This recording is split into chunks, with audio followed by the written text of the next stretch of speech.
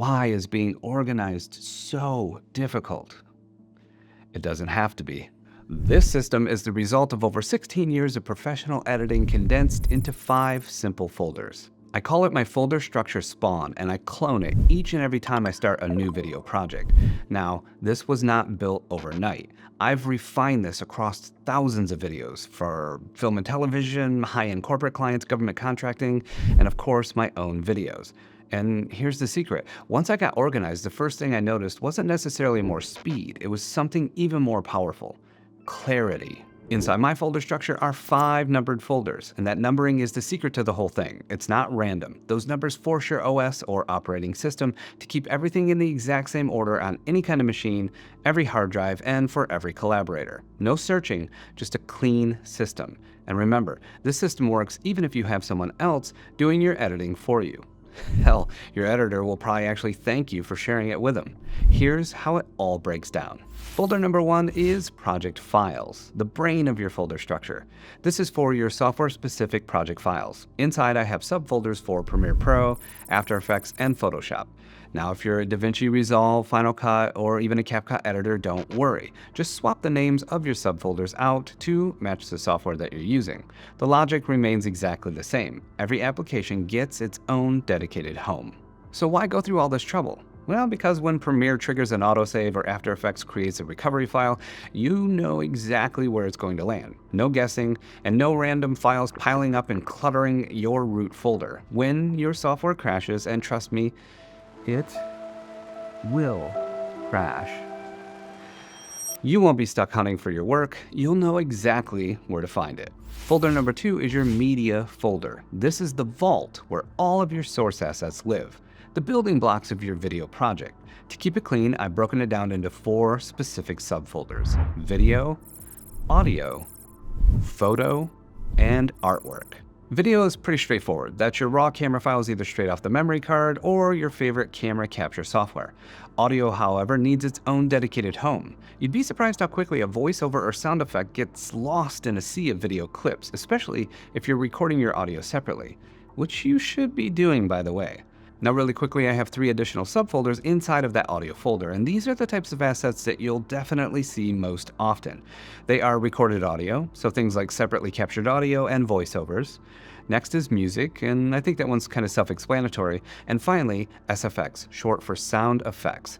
This houses all the files that we use for sound design. Bruh. Photo is for your still images and pictures, while artwork covers your logos, graphics, and design assets. I separate these because when you're in the middle of a complex edit, you shouldn't be sifting through dozens of pictures and images just to find that one specific logo you want to bring up on the screen. By giving them their own subfolders, you know exactly where to look. Folder 3 is your exports folder.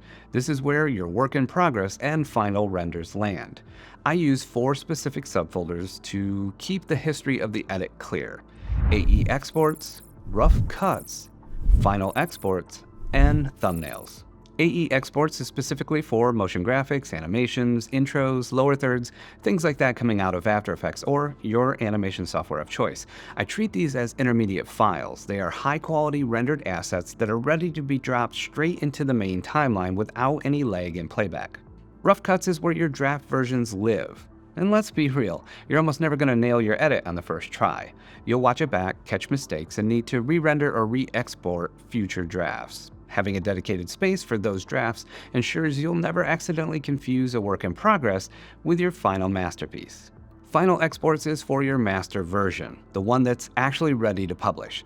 I learned the importance of this the hard way, very early in my career. I once accidentally sent a rough draft to a client instead of a final master because they were all in the same folder and similarly named. Let's just say that was a very interesting phone call. And this system exists, so you'll never have to make that call. And thumbnails get their own subfolder. Your thumbnails are often just as important as the videos themselves, and they deserve their own space, not buried in some random folder on your desktop. It can include things like Photoshop, Illustrator files, final JPEGs and PNGs, as well as several versions of your thumbnail, just in case you are A/B testing them.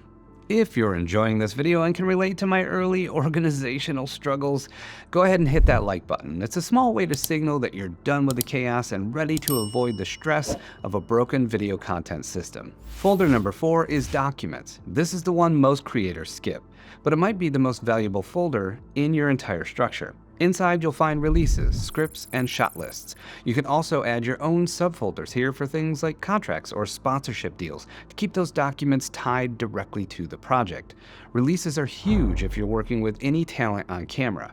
And for the client work, you want those releases stored right with the project, not as an attachment in some buried email thread somewhere. Actually, let me show you something. You see that? That is the script for the video that you're watching right now, sitting exactly where it should be in the scripts folder. I didn't have to search for it, and I didn't have to open 3 apps just to track it down. I just opened the Documents folder, opened the Scripts folder, and boom, there it is. That is what a system does for you. The reason this matters is for the you 6 months from now, when you're trying to remember what you did for a specific project, or a client comes back around and wants changes, or you're trying to reuse a clip from an older video.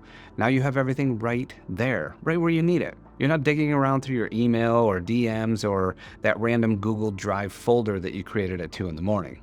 And last but not least is folder number 5, which is Deliverables. This is the finished product folder. It's the stuff that goes out the door to the client or gets uploaded to your YouTube channel, social media, or online courses. Now, you might be thinking, I thought that's what the Final Exports folder was for. But here's the difference. Final Exports is just the rendered video file. Deliverables is everything the client or the platform actually needs to go live. The final video, yes, but also the thumbnail, the description copy, the tags, whatever the complete package contains lives there. This separation keeps your working files completely away from your delivery files, and that's a really underrated distinction, especially when you end up working on multiple projects all at once. Alright, so that's the entire folder structure. You now have everything you need to get organized. Go grab your free copy of my folder structure spawn using the link in the description below and start using it on your very next video project. But if you want to stick around, I want to share something with you that took me years to figure out. And it might just change the way that you look at project organization entirely. Okay, here's the thing. I could have just showed you all the folders and called it a day, but I want you to understand the deeper reason why it all works.